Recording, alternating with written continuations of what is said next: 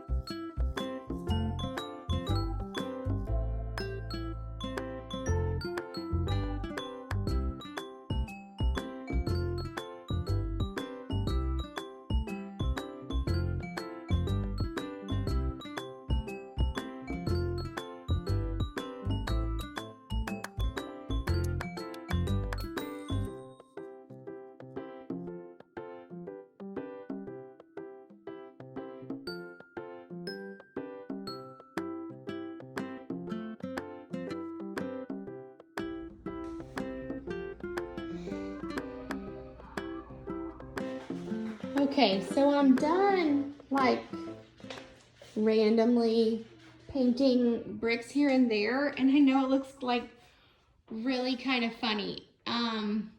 You can see like I did two different colors. I did a lot of this elephant gray color, and then I went here and there and did this cloudy sky color to kind of give it that grayish beigey brick tones throughout. And then I kind of mixed the two together and then just went with my fingers and smeared these like on certain bricks. And the reason, my reasoning for that is so that a little bit of it will peek back through. Like I really don't want it to look like a finger smeared paint, but I'm hoping that this will work. If not, I'm just gonna paint the whole thing a solid white. But my goal is to go now with a second coat of white over all of it. And then the darker tones will show through, some more than others, but hopefully kind of like all blend together.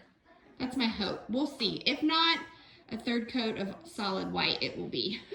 Wish me luck. Okay, here is the finished, I think, look. So you can see like I barely have any more of the grays and the browns showing. They're just kind of here and there. There is like a few that are a little bit darker, like right in there. You can see probably needs a little bit more white rolling. But overall, I kind of like how it's subtle, which is the look I was kind of going for. So just kind of here and there. I think I'm gonna keep it like this a little bit, live with it. So all that's left to do now is, here I'll zoom in, is go back once it's dry and tape it off and then repaint the wall color. So yeah, pretty cool.